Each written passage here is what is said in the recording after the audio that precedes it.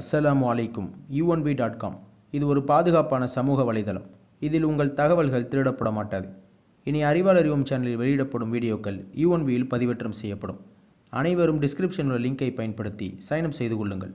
அல்லாஹு அல்லாஹு அல்லாஹு அல்லாஹ் அல்லாஹு அல்லாஹு அல்லாஹு அல்லாஹ் அல்லாஹு அல்லாஹு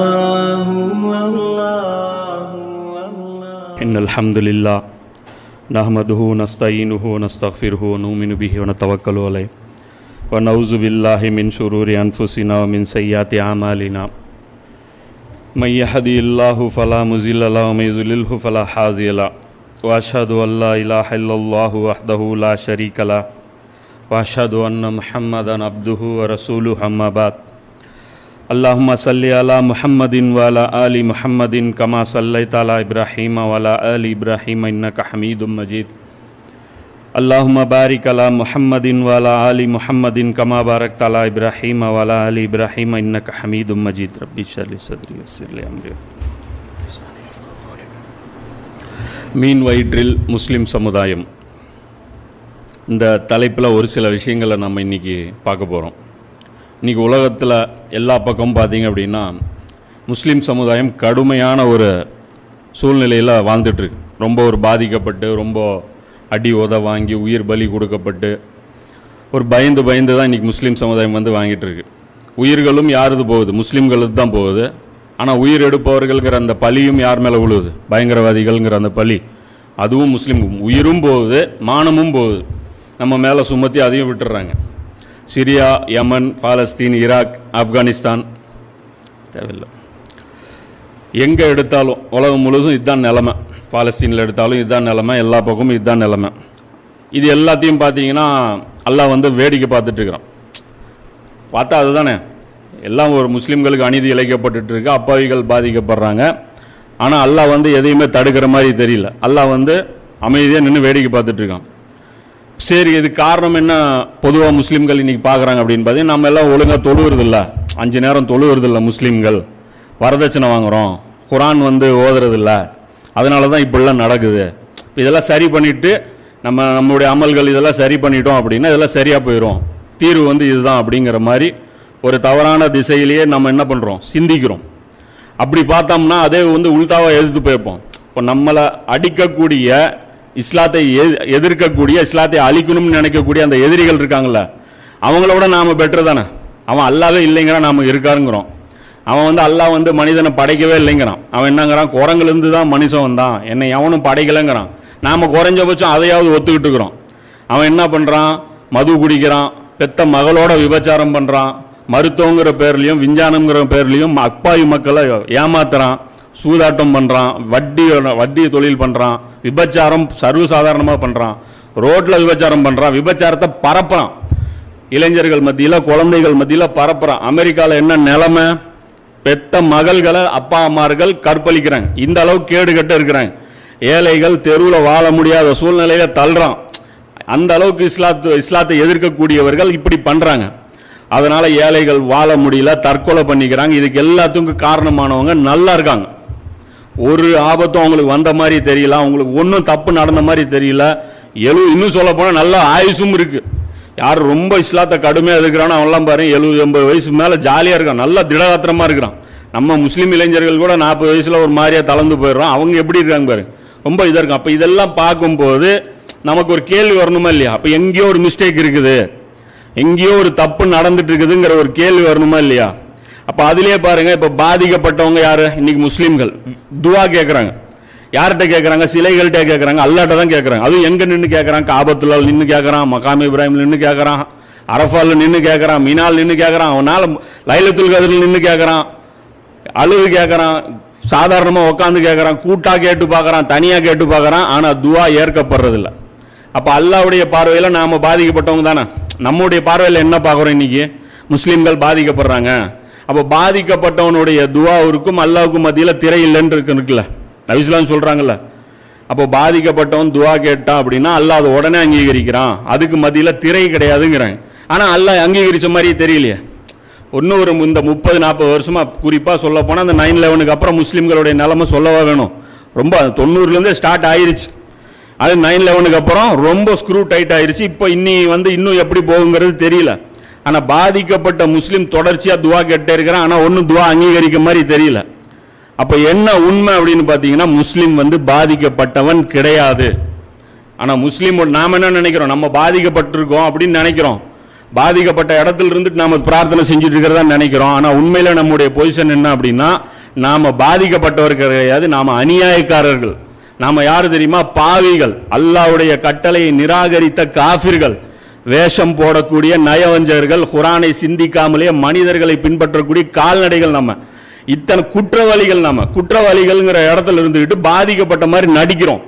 பாதிக்கப்பட்டதை நடிச்சுட்டு பாதிக்கப்பட்டவனுடைய துவா கேட்கலன்னா, அல்லாஹ் சொன்னது உண்மை, அல்லாஹ்வுடைய தூதர் சொன்னது உண்மை.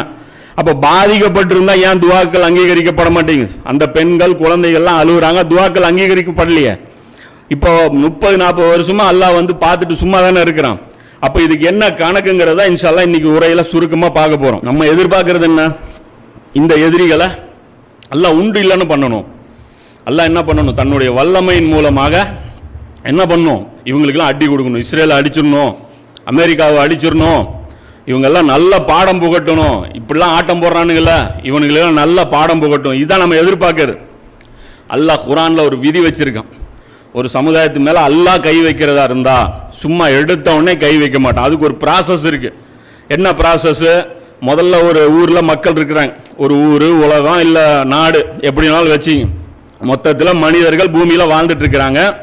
அந்த மனிதர்கள் எப்படி வாழணும்னு தெரியாம வாழ்ந்துட்டு இருக்காங்க. தப்பு தப்பா அவங்களுக்கு தோணுனதை வச்சுக்கிட்டு அவங்க வாழ்ந்துட்டு இருக்காங்க. சாராயம் குடிச்சா பிரச்சனை இல்லைன்னு நினைச்சிட்டு வாழ்றாங்க. அப்படிதானே? வட்டி வாங்கினா பிரச்சனை இல்லைன்னு நினைச்சிட்டு வாழ்றாங்க.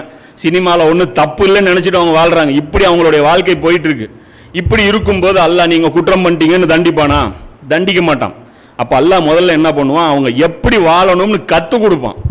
அதுக்கு என்ன பண்ணுவான்? ஒரு தூதரை செலக்ட் பண்ணி அந்த தூதரை அவர்களிடத்துல அனுப்பி உங்க வாழ்க்கை இப்படி அமைச்சுக்குங்க அப்படின்னு சொல்லி முதல்ல அல்லாஹ் உபதேசம் பண்ணுவான்.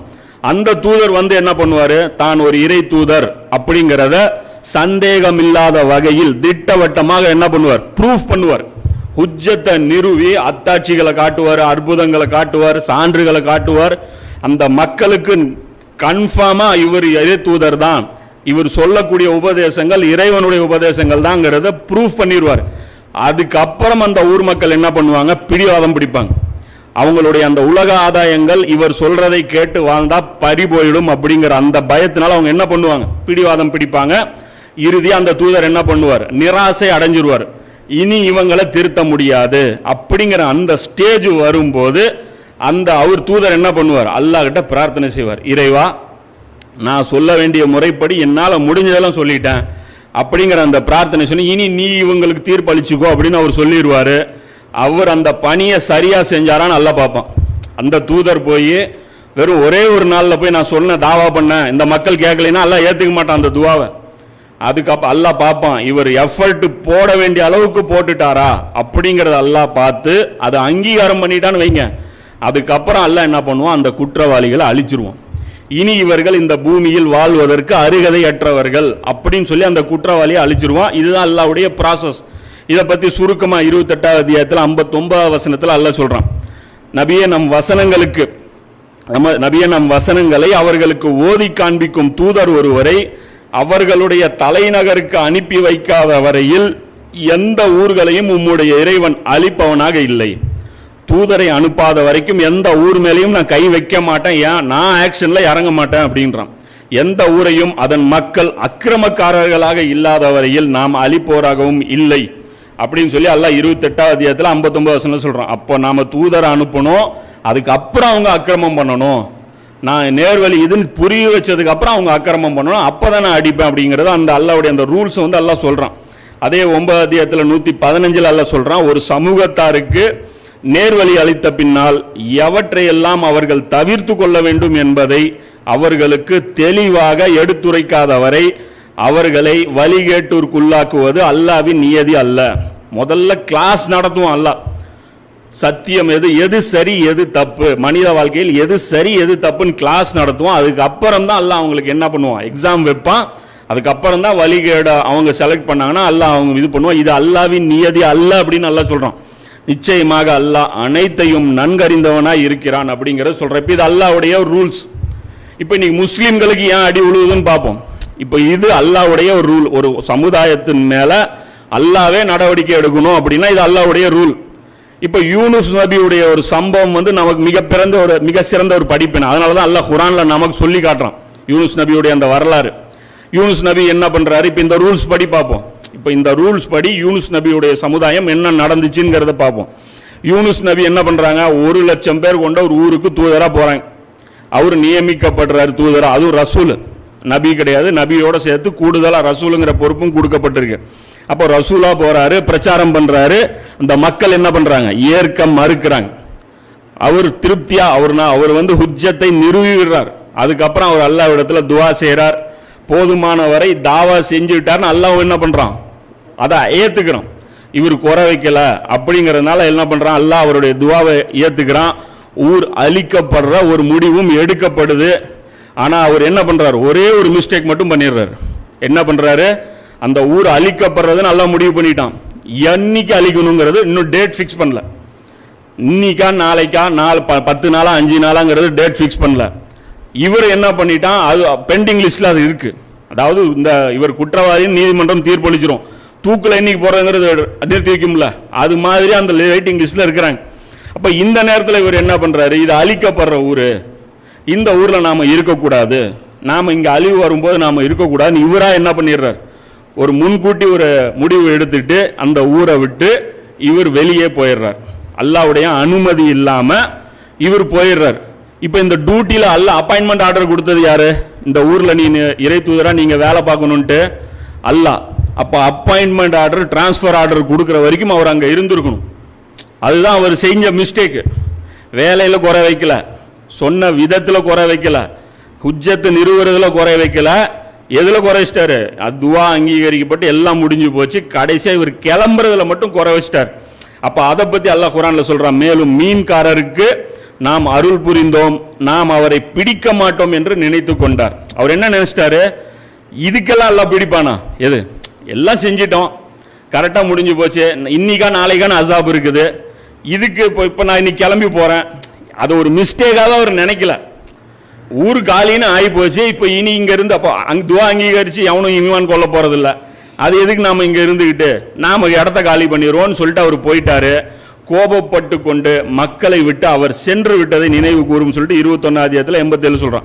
அதாவது இந்த மக்கள் மேல அதிருப்தி, இவங்க மூஞ்சி பார்க்கணும்ல, ஒரு தீர்ப்பு அளிச்சாயிருச்சு, இப்ப டெய்லி இவனுங்க மூஞ்சில முழிக்கணும், எதுக்கு இவங்க மூஞ்சில முழிச்சிட்டு அவர் பாட்டு கோச்சிட்டு போயிட்டாரு.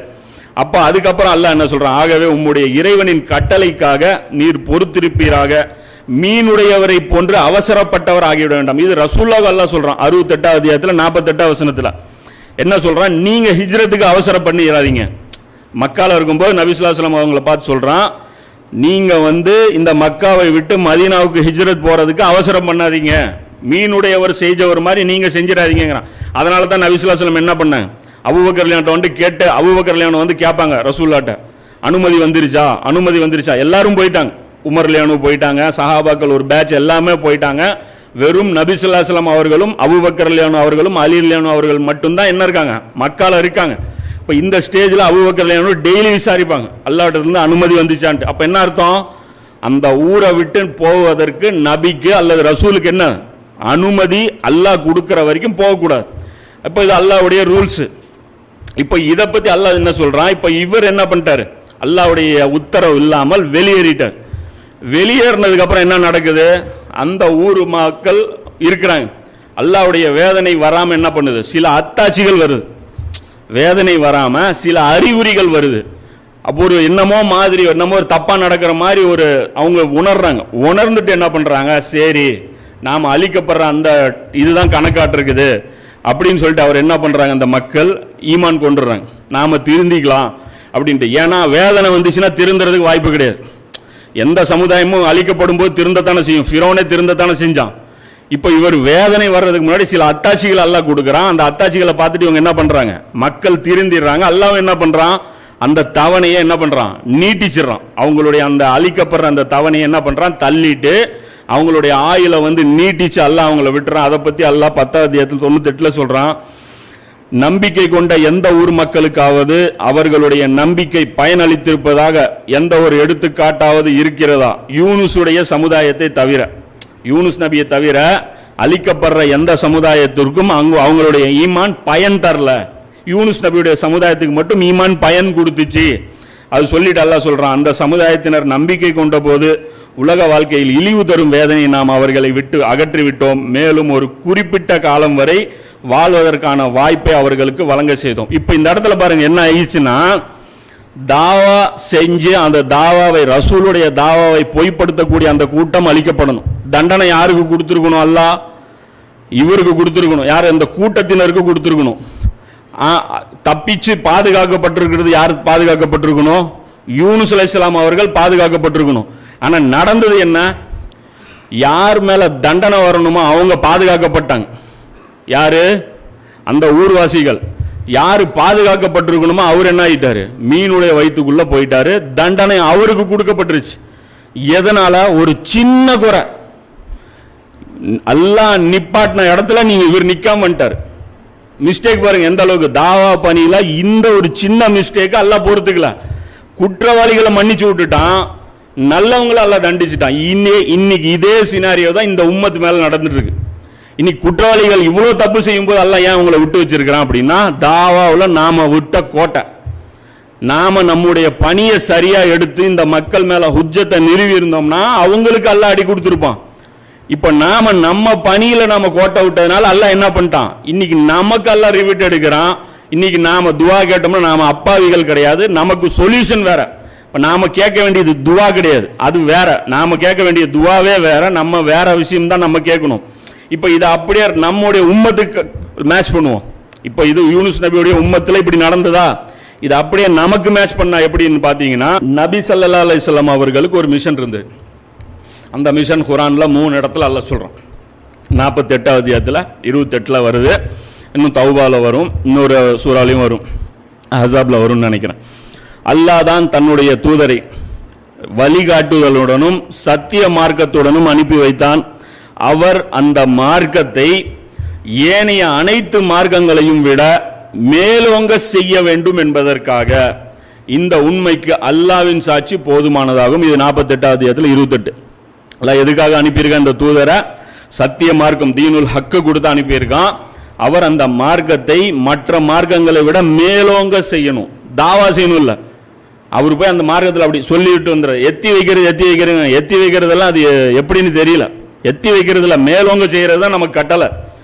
எத்தி வைக்கிறதுங்கிற அந்த அது கிறிஸ்தவ மிஷனரிகள் பண்றாங்களா, அது போய் அவங்க போய் பைபிள் அப்படி கொடுத்துட்டு வந்துடுறது, ஒரு போட்டோ கொடுத்துட்டு தாவா செஞ்சுட்டு வந்துட்டோம் அப்படிங்கிற அந்த தாவா நமக்கு சொல்லப்படவே இல்லை. நபி ஸல்லல்லாஹு அலைஹி வஸல்லம் அவர்களுடைய தாவா வடிவமே வேற. இன்னைக்கு நாம வடிவம் வச்சுட்டு இருக்கிறோம்ல தாவா, இது கிறிஸ்தவ மிஷனரிகள் இருந்து நம்ம காப்பி அடிச்ச தாவா தான் நாம இன்னைக்கு ஃபாலோ பண்ணிட்டு இருக்கிறோம். அப்ப அல்லாஹ் என்ன சொல்றான்? மார்க்கத்தை மேலோங்கணும். மேலன்னா என்ன? மேல ரூலிங்ல அந்த மார்க்கம் இருக்கணும், ஆட்சி அதிகாரத்தில் அந்த மார்க்கம் இருக்கணும். அது வரைக்கும் இந்த தூதர் என்ன பண்ணக்கூடாது? இந்த வேலையை நிறுத்தக்கூடாது. இது இந்த தூதருடைய பணி அப்படின்னு அல்லாஹ் சொல்லிட்டான். இதற்கு முன்னாடி இப்படி ஒரு ரசூல் உலகத்தில் அனுப்பப்பட்டதே கிடையாது. மார்க்கத்தை மேலோங்க செய்வதற்காக ஒரு ரசூல் பூமியில இதுவரைக்கும் அனுப்பப்பட்டதே கிடையாது. ரசூல் ஒரு மிஷன் கொடுக்கப்பட்டுருச்சுன்னா அந்த மிஷனை ரசூல் முடிக்காம வரமாட்டார். ஃபிரௌன் கிட்ட இருந்து விடுதலை பண்ணிட்டு வர்றதுதான் ரசூலுக்கு கொடுக்கப்பட்ட மிஷன். மூசா நபிக்கு ஃபிரௌன் இருந்து பனி இஸ்ராயல்கள் விடுவிக்கப்படணும், இதுதான் அவங்களுக்கு கொடுக்கப்பட்ட டாஸ்க். பனி இஸ்ராயல்கள் விடுவிக்கப்பட்டாங்களா இல்லையா? விடுவிக்கப்பட்டாங்க. லூத் நபியுடைய சமுதாயம் ஓரின சேர்க்கையை நிறுத்தணும், அதுதான் அவங்களுக்கு கொடுக்கப்பட்ட டாஸ்க். நிறுத்தினாங்களா இல்லையா? செத்தாவது நிறுத்தினாங்களா? நின்றுச்சுல அந்த ஊர்ல ஓரின சேர்க்கை. இனி அந்த ஊர்ல வேற ஓரின சேர்க்கை நடக்கல. அப்போ ரசூல் ஒரு மிஷன் கொடுக்கப்பட்டுச்சுன்னா அது வேலை நடந்தே தீரும். அப்போ ரசூலுக்கு இது கொடுக்கப்பட்டுச்சுன்னு நம்முடைய தூதர் கொடுக்கப்பட்டுச்சுன்னு அல்லாஹ் சொல்றான். சொல்லிட்டு அல்லாஹ் சொல்றான், தூதரே உம்முடைய இறைவனிடமிருந்து உம் மீது இறக்கி வைக்கப்பட்டவற்றை எடுத்துரைத்து விடுவீராக. நீர் அவ்வாறு செய்யாவிட்டால் அவன் வழங்கிய தூதத்துவ பொறுப்பை நீர் நிறைவேற்றியவராக ஆக மாட்டேன்னு சொல்லி 5வது அத்தியாயத்தில் 67 அல்லாஹ் சொல்றான். இப்ப இந்த பணியை நபி ஸல்லல்லாஹு அலைஹி வஸல்லம் என்ன பண்ணாங்க? மக்காவில் 13 வருஷம் பண்ணாங்க, மதீனாவில் போய் ஒரு 10 வருஷம் பண்ணாங்க. கடைசியா இந்த பணி எப்ப நிறைவடையுது அப்படின்னா ஹஜ்ஜத்துல் விதாவில் ஹிஜ்ரி, அதாவது ஹிஜ்ரி 10ஆம் ஆண்டுல இந்த பணி நிறைவடையது. நபி ஸல்லல்லாஹு அலைஹி வஸல்லம் அவர்கள் ஹஜ்ஜத்துல் விதாவில் முஸ்லிம்கள் எல்லாரையும் கூப்பிட்டு சொல்றாங்க, மறுமை நாளில் உங்களிடம் என்னை பற்றி விசாரிக்கப்படும் போது நீங்கள் என்ன சொல்வீர்கள்? சஹாபாக்களை பார்த்து கேட்குறாங்க, என்னை பற்றி விசாரிக்கும் போது நீங்க என்ன சொல்வீங்கன்னு கேட்காங்க. அதற்கு சஹாபாக்கள் சொல்றாங்க, நீங்கள் இறை செய்திகள் அனைத்தையும் எங்களிடம் தெரிவித்து விட்டீர்கள், உங்களது நபித்துவ பொறுப்பை நீங்கள் நிறைவேற்றி விட்டீர்கள், சமுதாயத்தார் மீது அக்கறையுடன் நடந்து கொண்டீர்கள் என நாங்கள் சாட்சியம் அளிப்போம் அப்படின்னு சொல்லி ஒரு கேள்விக்கு 3 பதில். சஹாபாக்கள் ஓவரா பேசுனது இந்த சந்தர்ப்பத்தில் தான். எதை கேட்டாலும் அல்லாஹ்வும் அவன் தூதருமே அறிவார்கள் சொல்லிட்டு அமைதியா இருந்துக்குவாங்க. இப்ப ரசூலா இந்த இடத்துல நடுங்கி கேட்கறாங்க, மறுமையில என்னை போட்டிக்கு கொடுத்துட மாட்டீங்களே, நான் குறை வச்சேன்னு என்னை இது பண்ணிட மாட்டீங்களேங்கிற அந்த கவலையில பேசும்போது ரசூல்லாவுடைய உள்ளத்தை ஆறுதல் படுத்தும் விதமா என்ன சொல்றாங்க, 1க்கு 3 பதில் அவங்க திருப்தி அடையும் வேற சொல்றாங்க. சொன்ன உடனே திருப்தி அடைஞ்சு நபி ஸல்லல்லாஹு அலைஹி வஸல்லம் சொல்றாங்க, இறை வானத்தை நோக்கி கையை காட்டி சொல்றாங்க, இறைவா இதற்கு நீயே சாட்சி. 3 தடவை சொல்றாங்க, இறைவா இதுக்கு நீயே சாட்சி, பார்த்துக்கோ, நான் தெளிவா பாடம் நடத்திட்டேன் உங்களுக்கு சொல்லிட்டு கடைசியா அதோட முடிஞ்சிருச்சா, சரி இதோட வரேன், குட் பை, இதுக்கப்புறம் நீங்க எக்கட கெட்டு போங்கன்னு அப்படி சொல்லல நபி ஸல்லல்லாஹு அலைஹி வஸல்லம். அவருக்கு அப்புறம் சொல்றாங்க, பிறகு மக்களிடம் பார்த்து இங்கு வந்திருப்பவர்கள் வராதவர்களுக்கு அறிவித்து விடுங்கள். இங்க வந்தீங்களா, ஹஜ்ஜுக்கு வந்திருக்கீங்களா, சுத்துவட்டம் எங்க நஜதுல இருந்து வந்திருக்கிறீங்க, யமன்ல இருந்து வந்திருக்கிறீங்க, எங்கெங்க இருந்து வந்திருக்கீங்க, ஹஸரமௌத்ல இருந்து வந்திருக்கீங்க, எவ்வளவு இந்த அரபு தீபகற்பம் முழுசும் இருந்து இங்க ஹஜ்ஜுக்கு வந்திருக்கிறீங்களா, இந்த பூமியை நான் எப்படி வச்சிருக்கேன்னு பாக்குறீங்களா, இங்க பொருளாதாரம் எப்படி இருக்கு, இங்க குற்றவியல் சட்டங்கள் எப்படி இருக்கு, இங்க கலாச்சாரம் கல்வி எல்லாம் எப்படி இருக்கு, எல்லாம் பாக்குறீங்களா, பார்த்துட்டு சொல்றாங்க, இங்கு வந்தவர்கள் வராதவர்களுக்கு அறிவித்து விடுங்கள். ஏனெனில் இச்செய்தியை தெரிப்பவர்களில் எத்தனையோ பேர் தம்மை விட அதை நன்கு விளங்கிக் கொள்பவரிடம் தெரிவிக்கலாம் என்று கூறினார்கள். இது முஸ்லிம்ல பாத்தீங்கன்னா 2334, புகாரில 7078. அப்போ நபி ஸல்லல்லாஹு அலைஹி வஸல்லம் என்ன பண்ணாங்க, அவங்க அந்த வேலையை செஞ்சாங்க. செஞ்சுட்டு அடுத்து இந்த உம்மத்து மேல அந்த பொறுப்பை சுமத்தினாங்க. வராத மக்களுக்கு சொல்லுங்கன்னா, அப்ப வராத மக்கள் யாரு, மறுமை நாள் வரை பிறக்கக்கூடிய எல்லா மனித குலத்திற்கும் சொல்ல வேண்டிய பொறுப்பு யாருக்கு இருக்கு, நமக்கு இருக்கு, நபி ஸல்லல்லாஹு அலைஹி வஸல்லம் உடைய உம்மத்துக்கு இருக்கு. அதை பத்தி அல்லாஹ் குர்ஆன்ல 22:78 அல்லாஹ் சொல்றான், அல்லாஹ்வுக்காக அறப்போர் செய்ய வேண்டிய விதத்தில் அறப்போர் செய்யுங்கள், இந்த தூதர் உங்களுக்கு எடுத்து சொல்பவராக திகழவும்.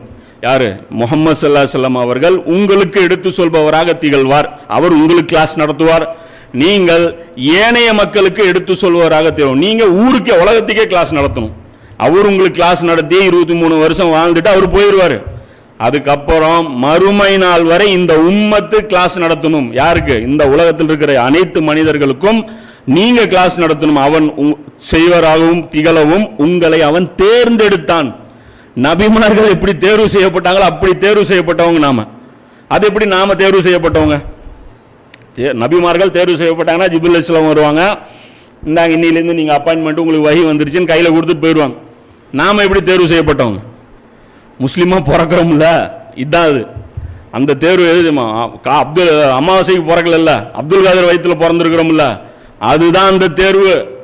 சும்மா நீங்க வாயில உழஞ்சோன்னா உங்க வாயில வந்து பேர்ச்சம்பளமும் களிமாவும் ஊத்தி விட்டுருவாங்க, நீங்க பாட்டுக்கு லபக்குன்னு 2ஐயும் முழுங்கிட்டு சொர்க்கத்துக்கு போயிருவீங்க. அவன் இழிச்சுவாங்க, அவனுக்கு வந்து முருகான்னு சொல்லி கொடுத்துருவான், அவன் போயிடுவான் எங்கேயோ நரகத்துக்கு. உங்களுக்கு அம்மா அப்பா வந்து பாங்கு காதலே சொல்லிட்டு போயிடுவான், நீங்க நோகாம சொர்க்கத்துக்கு போயிருவீங்க. இந்த பிறவி சிறப்பு இருக்கு பாருங்க, நம்ம பிறவி முஸ்லீமு, அதனால நம்ம லட்டு மாதிரி சொர்க்கம் எப்படி நல்லா இருக்குல்ல. அவன் இப்படி இப்ளீஸ் இப்படிங்கிறான், நானும் பிறப்பில் சிறந்தவன்கிறான் இப்ளீஸ். யூதன் சொல்றான் நானும் பிறப்பில் சிறந்தவன்கிறான். இங்க ஒரு கூட்டம் சுத்துது, நாங்க பிறப்பால் மேலானவர்கள்ட்டு. இதுல நாமளும் ஐக்கியம். இந்த பிறந்ததுலயே நேரா நோகாம நோம்பி கும்புறதெல்லாம் ஒரே குரூப்பா இருக்குங்கிறது தெரியுது. அவன் நமக்கு லீட் பண்ண போறது யாரு, இப்ளீஸ். ஆனா அதற்காக நம்ம இந்த முஸ்லிமா பிறக்கல, ரசூலுல்லாஹ்வுடைய மிஷனுக்காக அல்லாஹ் நம்மளை தேர்வு செஞ்சிருக்கான். இந்த பிறவி நமக்கு செலக்ட் பண்ணல, இந்த ஒரு முஸ்லீம் வீட்டில் நம்மளை பிறக்க வச்சான் பாருங்க. நம்முடைய காதுகள்ல அல்லாஹ்வுடைய வசனங்கள் உழுவுதுல, எப்படியா இருந்தாலும் தப்பி தவறியா சும்மா கூட்டு போய் உட்கார வச்சிடறாங்களா. ஊர்ல இருக்கிறவங்களாம் காரி துப்பி, என்னப்பா இன்னும் போகாம இருக்கீங்களான்னு அவனுக்கு பயந்துட்டாவும் போயிடுறான். பக்கத்து கடைக்காரன் துப்பிடுறான், என்ன போகாம இருக்கிறீங்க, என்ன நீங்க நீங்க பாய் தானே, பாயின்னாங்க வெள்ளிக்கிழமை உட்காந்துட்டு இருக்கிறீங்க அப்படின்னா, ஏன்டா அசிங்கமா போச்சே, சரி போய் தொலை போ அப்படின்னு சொல்லிட்டு போயிட வேண்டியது. இப்படியாவது போய் உட்கார்ற, அது அல்லாஹ்வுடைய வசனம் அங்க காதுல விழுந்துருது இல்ல. அப்ப உள்ளம் என்ன ஆயிரணும், ஆக்டிவேட் ஆயிரணும். அந்த இடத்துல போய் அல்லாஹ்வுடைய வசனங்கள் காதுல விழுந்த உடனே உள்ளம் முழிச்சுக்கணும், அல்லாஹ்வுக்கும் நமக்கு ஒரு லிங்க் ஏற்பட்டுணும். அப்ப இந்த மாதிரி நமக்கு என்ன ஆயிருது, அல்லாஹ் நம்ம ரசூலுல்லாஹ் எப்படி தேர்வு செஞ்சானோ அதே மாதிரி நாமளும் தேர்வு செய்யப்பட்டிருக்கோம். பிறப்பின் அடிப்படையில் முஸ்லீமா தேர்வு செய்யப்பட்டிருக்கோம். அப்ப ரசூலுல்லாஹ் என்ன சொன்னாங்க, நபி ஸல்லல்லாஹு அலைஹி வஸல்லம் வராதவங்களுக்கு சொல்லிடுங்கன்னாங்க. இங்க வந்தவங்க வராதவங்களுக்கு சொல்லிடுங்கன்னாங்க. இப்ப என்ன பிரச்சனை, எப்படி சொல்றதுன்னு நமக்கு தெரியல, கன்ஃபியூஸ் ஆயிட்டோம். இப்ப ரசூலுல்லாஹ் வந்து செயல் வடிவமா சொன்னாங்க. இப்ப நமக்கு ஒரு டவுட் ஆகி போச்சு, செயல் வடிவத்தில் சொல்றதா இல்ல தாவா செய்யறதா, ஒரு புக் வடிவத்தில் சொல்றதா இல்ல செயல் வடிவத்தில் சொல்றதா, கன்ஃபியூஸ் நம்ம ஆகி நடிக்க வேண்டிய அவசியமே கிடையாது. ஏன் அப்படின்னா ரசூலுல்லாஹ் யாரை பார்த்து முதல்ல சொன்னாங்க, அபூபக்கர் உமர் பார்த்து தானே சொன்னாங்க. அப்ப அவங்க எப்படி சேர்த்தாங்க கொண்டு போய், வராதவங்களுக்கு அவங்க எப்படி கொண்டு போய் சேர்த்தாங்க, வராம இருந்த கிஸ்ராவுக்கு எப்படி கொண்டு போய் சேர்த்தாங்க, வராம இருந்த பாரசீகத்துக்கு எப்படி கொண்டு போய் சேர்த்தாங்க, வராம இருந்த எகிப்துக்கு எப்படி கொண்டு போய் சேர்த்தாங்க, வராம இருந்த ரோமாபுரிக்கு எப்படி கொண்டு போய் சேர்த்தாங்க, பாலஸ்தீனை எப்படி சேர்த்தாங்க, பாலஸ்தீனுக்கு தீன் எப்படி கொண்டு போய் சேர்த்தாங்க, நம்ம கண் முன்னாடி வழிமுறை இருக்கா இல்லையா. இன்னைக்கு உமர் சீரீஸ்ல வீடியோவும் வந்துடுச்சு, அதுல தெளிவா தெரியல அவங்க என்ன தாவா செஞ்சாங்கிறது. ரசூலுல்லாஹ் கொண்டு வந்து சேர்த்ததா அப்படியே சேர்த்துக்கிட்டாங்க. அப்ப இவங்க எப்படி சேர்த்துனாங்க அவங்க எப்படி சேர்த்துனாங்க புரியுதா இல்லையா.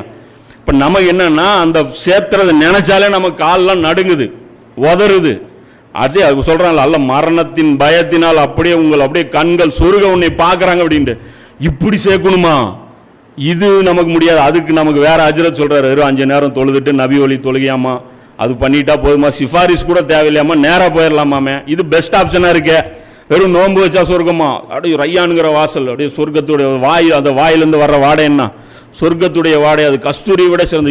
இது சூப்பரா இருக்கே, நோகாம நோம்பி கும்பிட்டு போயிடலாம், யாரையும் பகச்சிக்க வேண்டியது. நான் முஸ்லீமா இருக்கிறது எவனையா பகச்சிக்க வேண்டியது இருக்கா, மற்றவனாவது பிரச்சனை யாரு, இந்த ராமசாமி குப்சாமிக்கு பிரச்சனை, ஏன் ஊரையே குடும்பத்தையே பகச்சிட்டு களிமா சொல்லணும். நமக்கு அப்படி இல்லை, நாம களிமா சொன்னா சந்தோஷப்படுவாங்க, பரவாயில்ல என் புள்ள ஒழுக்கமா இருக்கான், ஏதோ சும்மா அங்கங்க ரோட்ல தெரியாம தாடி வச்சுட்டு நல்லபடியா சுத்திட்டு சந்தோஷம் தான் போடுவாங்க, வீட்டில் பாராட்டுவாங்க, பரவாயில்ல 5 நேரம் தொழுகி போறான் நல்ல பையன்ருவாங்க. ஆனா இங்க என்ன ஆகுது, இந்த வழியில சொர்க்கம் வாங்குவது முடியாது. நபி ஸல்லல்லாஹு அலைஹி வஸல்லம் அவர்கள் எப்படி இந்த தீனை கொண்டு போய் சேர்க்க சொல்லி பொறுப்பை ஒப்படைச்சாங்களோ அந்த பொறுப்பு அதே மாதிரி நம்ம ஒப்படைக்கணும். இதுல பாருங்க, இந்த விஷயத்தை கூட திரிச்சு பேசுறேன். இன்னைக்கு வந்து பள்ளிவாசல்ல போனீங்கன்னா உட்காந்துட்டு இருப்பாங்க சில சகோதரர்கள், என்ன சொல்லுவாங்க, ரசூலுல்லாஹ் இந்த ஹஜ்ஜத்துல் விதால சொன்னாங்களா, சொன்ன உடனே என்ன பண்ணாங்க, இந்த குதிரைகள்லாம் இப்படி எந்த டைரக்ஷன்ல திரும்பி இருந்துச்சோ அந்த டைரக்ஷன்ல அப்படியே போய் தாவா செஞ்சாங்களாம். அவங்க அப்படியே இந்த புள்ள குட்டி எல்லாத்தையும் விட்டுட்டு, வியாபாரம் எல்லாத்தையும் விட்டுட்டு அப்படியே போனாங்க. இது கொஞ்சமா நம்புற மாதிரி பேசுறீங்களா? ஏன் ரசூலுல்லாஹ் சொன்ன அபூபக்கருடைய கபர் எங்க இருக்கு, மதீனால தான் இருக்கு. உமருடைய கபர் எங்க இருக்கு, ரசூலுல்லாஹ் பக்கத்திலே இருக்கு. அப்ப குதிரை திரும்பி இருந்த பக்கம் போனாங்கன்னா எந்த பக்கம் போனாங்க, அவங்கலாம் எங்கேயும் போல, மதீனாவுக்கு தான் போனாங்க. நபி ஸல்லல்லாஹு அலைஹி வஸல்லம் ஹஜ்ஜத்துல் விதால இது சொன்னதுக்கு அப்புறம் இவங்க எல்லாம் தெரிச்சு போயிட்டாங்களா உலகம் பூரா. கையில ஒரு புக்கை எடுத்துக்கிட்டு, இந்தாங்க நாங்க தாவா செய்ய போறோம், அங்கங்க போய் மதரசா ஓபன் பண்ண போறோம், இப்படியா போனாங்க. எல்லாம் மதீனால தான் இருக்கிறாங்க, எல்லா அஷ்ரத்துல் முபஷ்ஷரா அங்க தான். அப்பனா என்ன அர்த்தம், மற்ற சஹாபாக்கள்லாம் நல்லவங்க, இருக்கிறதுல இவங்க மோசமான ஸ்டூடெண்ட்னு சொல்லணும். யாரு இவங்க, ரசூலுல்லாஹ்வுடைய சொல் பேச்சு கேட்கல, வராதவர்களுக்கு அறிவித்துலாம் போய் மதீனால போய் உட்காந்துட்டாங்க. கடைசி வரைக்கும் சாகிற வரைக்கும் அங்கே இருந்தாங்க. கடைசி அதுக்கு அங்க இதுவும் இருக்கு, மன்னரையும் இருக்கு, அதுவும் சொல்ல முடியாது. போயிட்டு அவர் வெளியே போயிட்டு அங்க போய் அடக்கமாயிட்டாங்கன்னு சொல்ல முடியாது. கண்ணு முன்னாடி சாட்சியாவும் இங்கே அடக்கமா இருக்கு. அப்ப என்ன மாதிரி அவங்க பண்ணாங்க, அப்ப எப்படி அவங்க அந்த தீனை கொண்டு போய் சேர்த்தனாங்க அப்படிங்கறத நாம பார்த்தோம். அப்படின்னா இந்த மாதிரி நாம தீனை கொண்டு போய் சேர்த்தல, நாம மிகப்பெரிய ஒரு தவறை நாம என்ன பண்ணிட்டு இருக்கோம். அல்லாஹ் அது சொல்றான் என்ன அப்படின்னா, நபி ஸல்லல்லாஹு அலைஹி வஸல்லம் அவர்கள் செயல் வடிவத்தில் கொண்டு போய் சேர்த்தனாங்க பாருங்க. இந்த தீன் குர்ஆன் சொல்லக்கூடிய அரசியல், குர்ஆன் சொல்லக்கூடிய ஆன்மீகம், குர்ஆன் சொல்லக்கூடிய பொருளாதார சட்டதிட்டங்கள், குர்ஆன் சொல்லக்கூடிய ஒரு சமூகவியல், இது எல்லாமே ரசூலுல்லாஹ் நடைமுறையில காட்டினாங்க. இன்னைக்கு அந்த மாதிரி நடைமுறையில எந்த ஒரு நாடாவது நாம சொல்ல முடியுமா, யாரையாவது ஒன்று சொல்ல முடியுமா? இல்ல. அப்போ எந்த நாடுமே அந்த மாதிரி நாம காட்டாத போது எந்த நாட்டையுமே குறை சொல்லக்கூடிய தகுதி நமக்கு இல்லை. அப்போ இஸ்ரேல் அநியாயம் பண்றானா கம்முன்னு தான் இருக்கணும். இந்த நாடு அநியாயம் பண்ணுது, பர்மா எங்களுக்கு அடிக்குது, ரோஹிங்கா எங்களை அடிக்கிறான், இலங்கையில எங்க மதரசாவை மூடிட்டாங்க, எதையுமே நம்ம பேசுறதுக்கு நமக்கு என்ன இல்லை, உரிமையே கிடையாது. எது வரைக்கும் நாம ரசூலுல்லாஹ் எப்படி விட்டுட்டு போனாங்களோ, அபூபக்கர் உமர் உஸ்மான் அலி அவங்க 3-4 பேரும் எப்படி இந்த மார்க்கத்தை எந்த நிலையில அந்த ஊரை விட்டுட்டு போனாங்களோ அந்த நிலையில ஒரு பூமியை நாம அல்லாஹ் அவங்கள்ட்ட காட்டாத வரைக்கும் அவர்களை கேள்வி கேட்கும் உரிமையே நமக்கு கிடையாது. இதைத்தான் அல்லாஹ் சொல்றான், வேதம் கொடுக்கப்பட்டோரிடம் அதை மக்களுக்கு தெளிவுபடுத்த வேண்டும், மறைக்க கூடாது என்று அல்லாஹ் உறுதிமொழி எடுத்த போது அவர்கள் அதை தமது முதுகுக்கு பின் எறிந்தனர். அற்பமான விலைக்கு விற்றனர், அதற்கு பகரமாக அவர்கள் விலைக்கு வாங்கியது மிகவும் கெட்டது. 3 அத்தியாயத்தில் 187. அதே 2 அத்தியாயத்தில் 159 அல்ல சொல்றான், நாம் இறக்கி அருளிய தெளிவான அறிவுரைகளையும் வழிகாட்டுதல்களையும் அவற்றை மக்கள் அனைவருக்காகவும் நம் வேதத்தில் எடுத்துரைத்த பின்னரும் எவர்கள் அவற்றை மறைக்கின்றார்களோ அவர்களை நிச்சயமாக அல்லாஹ் சபிக்கின்றான், மேலும் சபிப்போர் அனைவரும் அவர்களை சபிக்கின்றனர். அல்லாஹ் தெளிவா சொன்னதுக்கு அப்புறம் மறைச்சிட்டாங்க அப்படின்னா யார்கிட்ட சொன்னா? நம்மகிட்ட தானே சொன்னா. இன்னைக்கு ஒரு முஸ்லீம் அல்லாத சௌர கேடுங்க, முஸ்லீம் என்னென்ன பண்ணுவான்னு கேளு. பாய் தொழுவாரு, நோன்பு வைப்பாரு, இது பண்ணுவாரு. அப்போ வறுமை ஒழிக்கிறதுக்கு பாய் கிட்ட ஒரு திட்டம் இருக்குன்னு யாருக்காவது தெரியுமா? வறுமை ஒழிப்பதற்கு கம்யூனிசம் சிறந்ததுன்னு ஒரு குரூப் போகுது, கேபிட்டலிசம் விட்டா வேற கதியே கிடையாதுன்னு இன்னொரு குரூப் அடிச்சு பேசுது. இதுல நம்மள ஒரு போட்டியாளராக வச்சிருக்காங்க, நம்மளை கொண்டு போய் மதங்களுக்கு போட்டியா வச்சிருக்கான். எந்த மதத்துக்கு? சாமியார்களுக்கு போட்டியா வச்சுக்கிட்டு சிலுவையா பட்டையா இல்ல பெற போட்ட அந்த தாயத்தாங்கிற அந்த காம்படிஷன்ல கொண்டு போய் வச்சிருக்கான். நம்ம போட்டி எதுல போடணும்? கேட்டகரியா மாறி சண்டை போட்டுட்டு இருக்கிறோம். புரியுதா இல்லையா? நம்ம எப்படி இருக்கு, எல்லாரும் கிரிக்கெட் பேட்ல விளையாட்டு இருக்கிறோம், நாம ஹாக்கி பேட்டை வச்சு நின்றுட்டு இருக்கிறோம்.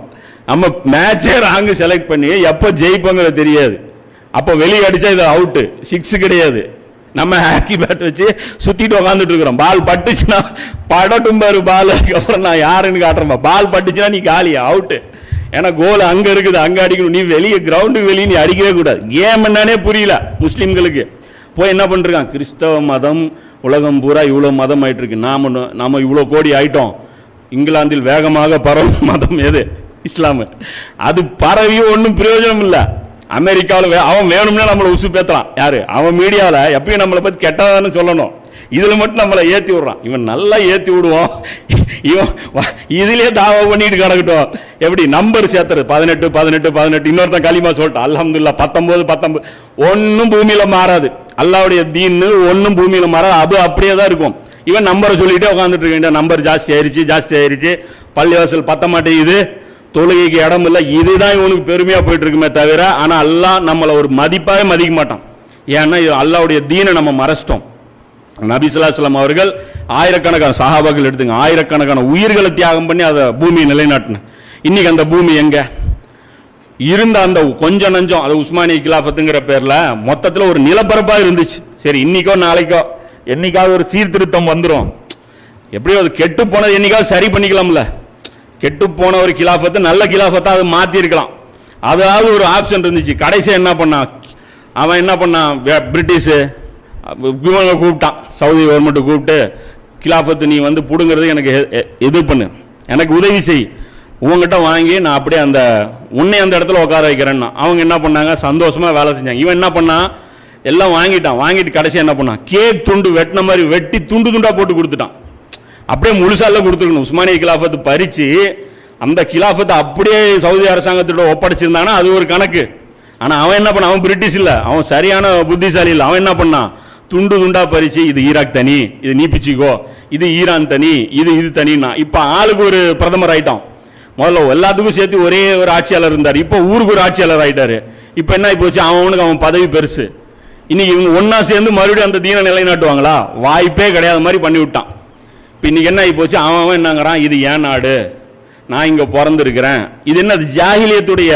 கேட்ட என்னங்கிறான்? நான் அரபு இனத்தை சேர்ந்தவன், எனக்கு தான் இந்த ஊருடைய பாஸ்போர்ட், நீ இந்த குடிமகனே கிடையாதுங்கிற. ரசூலுல்லாஹ் காலத்தில் இப்படியா இருந்துச்சு? குறைஞ்சபட்சம் இன்னைக்கு என்ன பண்ணிருக்கணும்? ஒரு அரபு முஸ்லீம் நாடுகளாவது ஒன்னு பண்ணி ஒரே பிளாட்ஃபார்ம்ல ஒன்னா இணைஞ்சிருக்கணுமா இல்லையா? இன்னைக்கு இந்த பார்டர் போடுறான், ஈரான் பார்டர்ல இருந்து பக்கத்து பார்டருக்கு போக முடியுமா? என்ன பண்ணுவான்? நிறுத்திடுவான். அப்படி மாட்டே, நானும் களிமா சொல்லியிருக்கேன், நீயும் களிமா. அதெல்லாம் களிமாலாம் அந்த காலம்பா, செல்லாது. இன்னைக்கு பாஸ்போர்ட் இருக்கா, நீ முஸ்லீமா இருந்துட்டு போ, அதை பத்தி பிரச்சனை கிடையாது. நானும் சன்னி முஸ்லீம், நீயும் சன்னி முஸ்லீம், அதெல்லாம் எங்களுக்கு பிரச்சனை கிடையாது. எங்களுக்கு கிரைட்டீரியா வேற. ரசூல் என்ன சொன்னாங்க? நீங்க ஒரு உடம்பு மாதிரின்னு சொன்னாங்களா இல்லையா? நீங்க ஒரு உடம்பு மாதிரி. இன்னைக்கு உடம்பு மாதிரியா இருக்கிறோம்? உடம்பு மாதிரி இல்ல, ஒவ்வொரு துண்டா இருக்கிறோம். அதுதான் நபி ஸல்லல்லாஹு அலைஹி வஸல்லம் சொன்னாங்களே, என்னுடைய சமுதாயம் 72 பிரிவுனாங்க. நாம என்ன கணக்கு போட்டிருக்கோம்? மத பிரிவுகள் கணக்கு போட்டிருக்கோம். இது இல்ல, 59 நாடு இருக்குல்ல, அதான் 59. இன்னும் 13 காட்டினீங்கன்னா முடிஞ்சு போச்சு, அதே 72 வந்துடும். இந்த 59 துண்டு இங்கே இருக்குல்ல. ஈரான் ஒரு பிரிவு, 73 பிரிவுனாங்களா? ஈரான் ஒரு பிரிவு, ஈராக் ஒரு பிரிவு, சவுதி ஒரு பிரிவு, பாகிஸ்தான் ஒரு பிரிவு, பங்களாதேஷ் ஒரு பிரிவு. இதுதான் 72 பிரிகிற கூட்டம். அந்த கூட்டம் அது வரும், அது வேறு வரலாற்ற கூட்டம். நம்ம இப்படி நினைச்சிட்டு இருக்கிறோம் அது இந்த கூட்டங்கள்ட்டு. இந்த கூட்டம் இல்லை, இந்த கூட்டங்கள் அது. இப்போ இன்னைக்கு என்ன ஆகி போச்சு, அப்படியாப்பட்ட ஒரு ஊரே இல்லாமல் நாம் என்ன பண்ணிட்டு இருக்கிறோம், நம்மளே அடிச்சுக்கிறோம். முஸ்லீம் நாடு யமன் மேலே யார் போய் பாம் அட்டாக் பண்ணுறான்? முஸ்லீமுடைய ரத்தம் ஓட்டப்படுது, முஸ்லீம் ஓட்டுறது இல்லையா? இன்னைக்கு முஸ்லீமுடைய ரத்தம் யார் ஓட்டிட்டு இருக்கிறா? அப்புறம் எந்த மூஞ்சி வச்சுட்டு நம்ம போய் காஃபிர்கள்ட்ட போய் கேட்போம், முஸ்லீமுடைய ரத்தத்தை ஓட்டாதே, அப்பாயிகளுடைய ரத்தத்தை ஓட்டாதேன்னு என்ன சொல்றீங்க? நீங்க நாட்டின் பேரால் ரத்தத்தை ஓட்டுவீங்க, அது உங்களுக்கு ஹலாலா அவனுக்கு ஹராமா? அப்ப அவங்க உங்களுக்கு எப்படி ஹலால் ஆச்சு? முஸ்லீமுடைய ரத்தம் ஓட்டுவது ஹலால் ஹராமுன்ட்டு அல்லாஹ் குர்ஆன்ல ரசூலா தெளிவா சொன்னாங்களே, இறுதி ஹஜ்ஜத்துல் விதால அதான சொன்னாங்க, ஒரு முஸ்லீமுடைய ரத்தம் உங்களுக்கு ஹராம் ஹலால் கிடையாதுன்னு சொன்னாங்களா இல்லையா? அதை விட்டுட்டு எல்லாம் இது பண்ணிட்டு நம்ம என்ன பண்ணிட்டு இருக்கிறோம், நம்ம அல்லாஹ்வுடைய தீனோட விளையாடிட்டு இருக்கிறோம். கூடவே என்ன ஒரு லேபிள் ஒட்டிக்கிறோம், அப்பாவிங்க பாதிக்கப்பட்டிருக்கிறோங்கிறோம். பாதிக்கம்லாம் படல, நாம படுவாவிங்க. இதுதான் அல்லாஹ்வுடைய கணக்குல ஒரு லிஸ்ட். அதனால தான் அல்லாஹ் நம்மளை எந்த ஒரு துவாவும் அல்லாஹ் நம்மளது ஏத்துக்கிறது இல்லை. இதுல இன்னொரு சந்தேகம் வரும், என்ன அப்படின்னா, பாதிக்கு சரி இது செஞ்சது பெரிய பெரிய தலைவர்கள், அந்த நாட்டில் பொறுப்புல இருக்கிறவங்க இவங்க பண்றாங்க. இந்த அப்பாவி மக்கள் பாதிக்கப்படுறாங்களா, குழந்தைகள் அவங்க என்ன பண்ணுவாங்க? இந்த பெண்கள் பாதிக்கப்படுறாங்க, இந்த அப்பாவி மக்கள், இந்த பலவீனர்கள் பாதிக்கப்படுறாங்க. இது ஏன் பாதிக்கப்படுறாங்கன்னா, அல்லாஹ்வுடைய சுன்னத் பொறுத்த வரைக்கும் அப்படின்னா அந்த உம்மத்து தான் பார்ப்போம். அது ஒரு டீம், அவ்வளவுதான். அந்த டீம்ல சிலர் மிஸ்டேக் பண்ணாலும் எல்லாருக்கும் பனிஷ்மெண்ட். அதுக்கு உதாரணம், மிக சிறந்த உதாரணம் எது? உஹது போர். நபி ஸல்லல்லாஹு அலைஹி வஸல்லம் அவர்கள் ஏதாவது ஒரு வயலேஷன் பண்ணாங்களா? அன்னைக்கு உஹது போர் அன்னைக்கு நபி ஸல்லல்லாஹு அலைஹி வஸல்லம் அவர்கள் ஏதாவது தப்பு பண்ணாங்களா? பண்ணல. தப்பு பண்ணது யாரு? அந்த மேலே நிறுத்தி, அந்த குன்று மேல நிறுத்தி இருந்தா ஒரு சில பேர். அவர்கள் தப்பு பண்ணதுக்கு ரசூலுல்லாஹ்க்கு அடி விழுவுறது ஏதாவது நியாயம் இருக்கா? ஆனா அல்லாஹ் யாருக்கு அடி கொடுத்தான்? யாரு உலகத்திலே அவருக்கு மேல பிரியமானவன் யாருக்கு கிடையாதோ அவருக்கு அடி கொடுக்குறான். என்ன சொல்றான்? இது டீம் ஒர்க்கு. உங்க டீம்ல ஒருத்தன் கோல் விட்டாலும் கோல் அவுட் தான், நீ மேட்ச் தோத்துருவ. உன் டீம்ல ஒருத்தன் கேட்ச் விட்டாலும் இப்ப என்ன ஆயிரும், நீ மேட்ச் தோத்துருவ. அல்லாஹ் சொல்றான், பொறுப்பா விளையாடணும், இது டீம் கேமு. இந்த டீம்ல யாரும் இங்க வயலேஷன் அங்க வயலேஷன் இருக்க கூடாது. இப்போ உலகத்துல பொறுத்த வரைக்கும் நாம டீமா பார்க்கப்படுறோம். இன்னைக்கு பொறுத்த வரைக்கும் இன்னைக்கு ஒரு உம்மத்தே இல்லை. இன்னைக்கு உம்மத்து சரி, உம்மத்து ஒன்னா இருக்கணும்னு பேசினா கூட இன்னைக்கு என்ன பண்றாங்க, அதுக்கு எதிராக இன்னைக்கு சொல்லி காட்டினா கூட உபதேசம் கூட இன்னைக்கு கேட்கிற நிலைமையில யாரும் இல்லை. அதை கூட தடுக்கிறாங்க, அதை கூட பேசக்கூடாதுன்னு போட்டு அடக்குமுறை. இன்னைக்கு எங்க முஸ்லீம் நாடுகளில் தாவா செய்ய முடியுமா? இன்னைக்கு நம்ம இந்தியாவில் நிம்மதியாக உட்காந்து தாவா செய்யறோம். அல்லாஹ்வுடைய கிருபையில இந்தியாவில் அந்த ஒரு பாக்கியம் நமக்கு கிடைச்சிருக்கு. முஸ்லீம் நாடுகளில் இப்படி மைக் போட்டு பேச முடியுமா? 4000 உலமாக்கள் 5000 எல்லாம் ஜெயிலில் இருக்கிறாங்க. இதுதான் கூத்து. அப்ப இந்த மாதிரி இருக்கக்கூடிய சமுதாயத்தின் மேல அல்லாஹ்வுடைய இது இறங்குமா, அன்பு இறங்குமா, சாபம் இறங்குமா? இப்ப என்னதான் நம்ம பண்ணணும் அப்படின்னு பார்க்கும்போது, அல்லாஹ் யூனுஸ் நபி என்ன பண்ணாரோ அதுதான் நாமளும் பண்ணணும். யூனுஸ் நபி என்ன பண்ணாரு? மீன்காரருக்கு நாம் அருள் புரிந்தோம், அவர் இந்த மாதிரி அவர் போயிட்டாரு, அவர் சென்று விட்டதை நீ நினைவு கூறும். இறுதியில் அவர் மீன் வயிற்றுக்குள்ள போய் மாட்டிக்கிட்டார். இருள்களுக்குள் இருந்து கொண்டு அவர் இறைஞ்சினார். போய் மாட்டிக்கிட்டு கூப்பிடுறார். என்ன சொல்றார்? அவர் யோசிச்சு பார்க்கிறார், எதுக்காக அல்லாஹ் நமக்கு இப்படி ஒரு தண்டனை கொடுத்துருக்கான்? நான் ஒரு இறை தூதர், என்னை கொண்டு போய் ஒரு மீன் மனுஷனை சாப்பிட்ற அந்த அளவுக்கு அது கேரக்டரே கிடையாது. இது தூக்கி போட்டு ஒரு புயலும் அல்லாஹ் தான் கொடுத்தா. அவர் உணர்றாருல, புயல் சும்மா வருமா? அல்லாஹ்வுடைய இஸ்ன் இல்லாம புயல் வராது, அல்லாஹ்வுடைய இது இல்லாம கப்பல் தத்தளிக்காது, அல்லாஹ்வுடைய இஸ்ன் இல்லாம மீன் முழுகாது. இயற்கை சம்பவம்னு நம்மள மாதிரி முட்டாள்தனமா நினைச்சிட்டு போல, இதெல்லாம் வாழ்க்கையில் சகஜம் அப்படின்லாம் அவர் போகல. கணக்கு போடுறாரு, இதுக்கு பின்னாடி அல்லாஹ் இருக்கான், எனக்கு தண்டனை கொடுக்குறான், ஏதோ நான் மிஸ்டேக் பண்ணிட்டு வந்திருக்கேன் அதனால தண்டனை கொடுத்திருக்கிறான். டக்குன்னு ரியலைஸ் பண்ணி சொல்றாரு, லா இலாஹ இல்லா அன்த சுப்ஹானக இன்னி குந்து மினஸ் ஜாலிமின், உன்னை தவிர வேறு இறைவன் இல்லை, தூய்மையானவன் நீ, நிச்சயமாக நான் குற்றம் செய்து விட்டேன், நான் தான் மிஸ்டேக் பண்ணியிருக்கேன், அல்லாஹ் என்னை மன்னிச்சிரு அப்படின்னு. அப்போது நாம் அவருடைய பிரார்த்தனை ஏற்றுக்கொண்டு துன்பத்திலிருந்து அவரை விடுவித்தோம். அப்ப இன்னைக்கு இந்த சமுதாயம் மாறணும்னா என்ன பண்ணணும்? லா இலாஹ இல்லா அன்த சுப்ஹானக இன்னி குந்து மினஸ் ஜாலிமின் ஒவ்வொரு தொழுகை வரும் 70 வாட்டி ஓதணும். வேலைக்காகாது, உடனே இப்படி போயிடுவாங்க. ஒவ்வொரு தொழுகை காட்டியும் 100 வாட்டி இது ஓதணும்னா இதுல செயல்களை திருத்தணும். எந்த தப்பை செஞ்சீங்களோ அந்த தப்பை உயர்த்தணும். இந்த உம்மத்து மறுபடியும் ஒருங்கிணைக்கணும். ரசூலா எந்த தீனை விட்டுட்டு போனாங்களோ அந்த தீனை மறுபடியும் இந்த உலக மக்களுக்கு காட்டணும். அதை நோக்கி நாம எல்லாரும் பயணப்பட்டால் மட்டும், பயணப்பட்டுட்டு இந்த தௌபாவை செய்யணும்.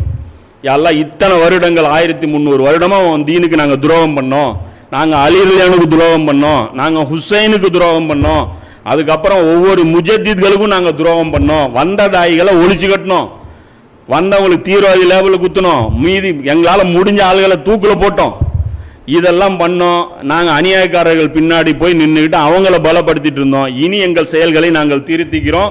லா இலாஹ இல்லா அன்த சுப்ஹானக இன்னி குந்து மினஸ் ஜாலிமீன், நாங்கள் தான் ஜாலிம்களாக இருந்துட்டோம் அப்படிங்கிற அந்த ஸ்டேட்மெண்ட் எல்லாம் எதிர்பார்க்குறான்.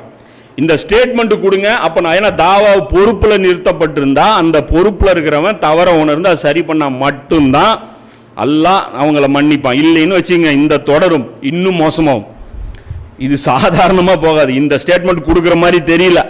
இன்னைக்கு உம்மத்து பார்த்தீங்கன்னா இந்த ஸ்டேஜ் நோக்கி இன்னைக்கு இல்லை. இன்னைக்கு இந்த எங்கேயும் தூரத்தில் ஒரு எழுச்சியெல்லாம் தெரிய மாட்டேங்குது. எங்கேயாவது இது சம்பந்தமான எழுச்சி இருக்கா? தவறை உணர்ந்து கொண்டக்கூடிய இந்த எழுச்சி இருக்கா? இப்போ என்ன பண்றான்? யாரை பிடிச்சி சாதிச்சு இவங்களை அடிக்கலாம். அப்ப இது செய்யணும் அல்லாஹ் சொல்றான். ஆனால் இதுல ஒரு இது பாருங்க, 37 143 அல்லாஹ் சொல்றான், இவர் இறைவனை துதி செய்து தஸ்பீ செய்யாமல் இருந்திருந்தால் மறுமை நாள் வரை அதன் வயிற்றிலே தங்கியிருப்பார். இந்த நிலைமை நான் மாத்திருக்கவே மாட்டேங்கிறான். இவர் மட்டும் தவறை உணர்ந்து என்கிட்ட திருத்தி இருந்திருந்தார்னா இவருடைய நிலைமை அப்படியே நான் விட்டுருப்பேங்கிறேன். இப்போ இன்னைக்கு நமக்கு என்னது? மறுமை நாள் வரைக்கும் நமக்கு என்ன ஸ்டேஜ்? இதே தான் ஸ்டேஜ். நம்மளை காப்பாத்துறதுக்கு ஒரு சலாவுதீன் ஐயூபியும் வரமாட்டாரு, மஹதி அலைஹிஸ்ஸலாமும் வரமாட்டாரு, ஈசா நபியும் நம்ம எப்படியாவது நோகாம அவங்கெல்லாம் வந்து பார்த்தோம். ஒரு ஆள் என்ன பண்ணுவாங்க? இவ்வளோ பெரிய படையோட ஒரு ஆள் என்ன பண்ணிடுவாங்க? அவங்க வந்து என்ன பண்ணுவாங்க? அல்லாஹ்வுக்காக எனக்கு உதவி செய்பவர்கள் யார் அப்படின்னு கேட்பாங்க. மஹதி வந்தா அப்போ நீங்கள் என்ன பண்ண போறீங்க? நீயும் அல்லாஹ்வும் போய் சண்டை போடும்பீங்க. ஈசா நபி வருவாங்க, அல்லாஹ்வுக்காக உதவி செய்கிறவங்க யார் அப்படின்ட்டு. நீயும் அல்லாஹ்வும் போய் சண்டை போடுங்க, எங்களுக்கு பள்ளிவாசலில் ஒரு முக்கியமான வேலை இருக்குது, கஞ்சி காய்ச்சறது நாங்கள் மனு கொடுக்க போகிறோன்றோம். கஞ்சியாவது எங்களை காய்ச்ச விடு அல்லாஹ். அவங்க கஞ்சியாவது ரம்ஜானில் ஏதோ ஒன்று இருக்கணும்ல, ரம்ஜான் நம்ம இருக்கிறோம்னு நமக்கு ஒரு ஃபீலிங் இருக்கணும்ல. தராவி போச்சு, எல்லாம் போச்சு, ஒரு கஞ்சி அட்லீஸ்ட் இதுக்காக விட்டுருங்க அப்படின்னு சொல்லி இதில் சாட்டிஸ்ஃபை ஆகிட்டு நம்ம இப்படியே ரிவர்ஸில் போயிட்டு இருக்கிறோம்.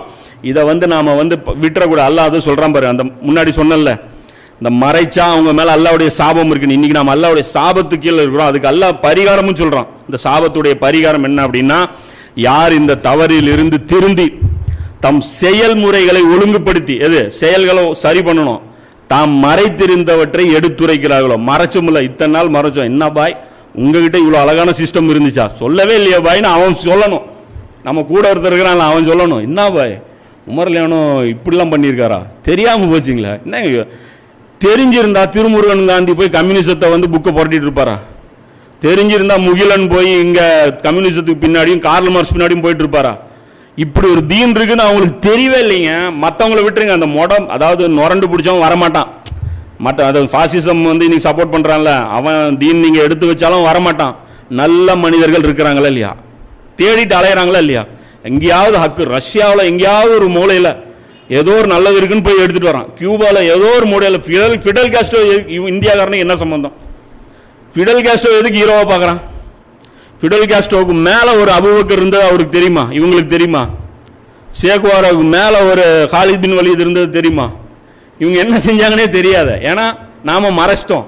அப்ப அல்லாஹ் சொல்றான், மறைத்திருந்தவற்றை எடுத்துரைக்கிறார்களோ அவர்களை நான் மன்னிப்பேன். நமக்கு சொர்க்கம் போகணும்னாலும் இதுதான், துனியாவில் இந்த அடியிலிருந்து தப்பிக்கணும்னாலும் இதுதான், ரெண்டுக்கும் இதுதான். துனியாவிலிருந்து தப்பிக்கிறது தான் யூனுஸ் நபி அந்த ஆப்ஷனை சொல்றான். துனியாவில் உங்க மறுபடியும் நீங்க மேல வரணுமா, இதை செய்யுங்க. சொர்க்கத்துக்கு போகணுமா, முதல்ல மறைச்சதை தெளிவா சொல்லுங்க. நான் பெரிதும் மன்னிப்பவனாகவும் கருணை புனிபவனாகவும் இருக்கிறேன் சொல்லிட்டு எல்லாம் சொல்றான். எவர்கள் நிராகரிப்பு போக்கை மேற்கொண்டு இது செய்யாம மறைச்சதை தெளிவுபடுத்தாம இந்த நிராகரிக்கிற போக்கிலேயே மேற்கொண்டு அதே நிலையில் இறந்தும் விடுகிறார்களோ அத்தகையவர் மீது அல்லாஹ் மற்றும் வாழவர்கள் மனிதர்கள் ஆகிய அனைவரின் சாபம் நிச்சயமாக உண்டாகும்.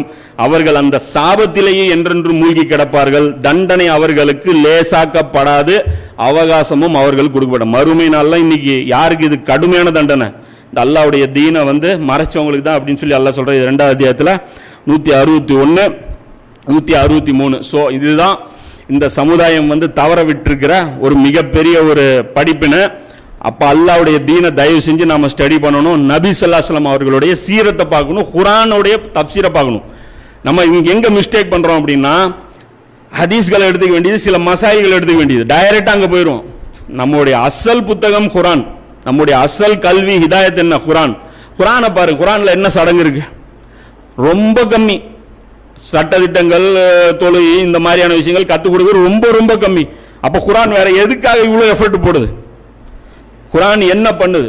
மனிதர்களை மாத்துது. ஒரு மனிதனை பக்குவப்பட்டவனாக அவனை மெச்சூரிட்டி கொண்டவனாக மாத்துது, அவனை ஒரு மிக சிறந்த பணிக்கு தயார்படுத்துது குரான். அப்ப குரான்ல நாம என்ன பண்றது இல்ல, எஃபர்ட்டே போடுறது இல்ல, குரானை நாம படிக்கிறதுக்காக இதுவும் பண்றது இல்ல. பெரிய பெரிய தப்சீர்களும் பாருங்க தமிழ் மொழியில ஒண்ணும் கிடையாது. இப்பதான் ஏதோ ரொம்ப இவ்வளோ லேட்டா ஒரு சில தப்சீர்கள், முதல்ல இப்னு கசீர் வந்துச்சு, இப்போ என்ன வந்துச்சு, அதுக்கப்புறம் ஐஎஃப்டி இது மௌலானா மௌதூதி தஃபீமுல் குரான் விட்டாங்க. இப்போ அல்லாஹ்வுடைய கிருபையில இந்த ததப்புருல் குரான் வந்திருக்கு. இன்ஷால்லா அதுவும் நெட்ல அடிச்சு பாருங்க, ததப்புருல் குரான் இருக்கும். அது எல்லாரும் அவசியம் வாங்கி படிங்க. அது குரான் என்ன பேசுதுங்கிற அந்த விஷயத்தை முதல்ல உள்வாங்குங்க, மற்றதை அப்புறம் செயல்படுத்துவோம். கேட்டால் என்ன சொல்லுவாங்க, ஆட்சி அதிகம் ஆட்சி அதிகம் எப்போ கொண்டு வருவீங்க, கொண்டு வரதை பற்றி இல்லை, முதல்ல என்னன்னு தெரிஞ்சுங்க, முதல்ல கல்வியை வளர்த்துக்குங்க, அதுக்கப்புறம் உட்காந்து அது எப்போ கொண்டு வர்றது என்ன கொண்டு வர்றதுங்கிறதெல்லாம் இன்ஷால்லா அது அப்புறம் பின்னாடி அல்லாஹ் அதுக்கு உண்டான ஒரு வாய்ப்புகளை கொடுப்பான். முதல்ல நாம திருந்தணுங்கிற அந்த மனசோட அல்லாஹ்வுடைய தீன்ல நாம என்ன குறை வச்சோங்கிறத கத்துக்கிறதுக்காக, குரானை நம்ம கத்துக்கிறதுக்காக எஃபர்ட் போட்டு சமுதாயம் முன் வரணும். அல்லாஹ் அதனை கொண்டு இந்த சமுதாயத்தை இந்த மிக இக்கட்டான சூழ்நிலைகளிலிருந்து வெளிக்கொண்டு வரணும் அப்படிங்கிற ஒரு பிரார்த்தனையுடன் இந்த உரையை முடிக்கிறேன். வாஹிர் தவானா அல்ஹம்துலில்லாஹி ரப்பில் ஆலமீன். அஸ்ஸலாமு அலைக்கும் வரஹ்மத்துல்லாஹி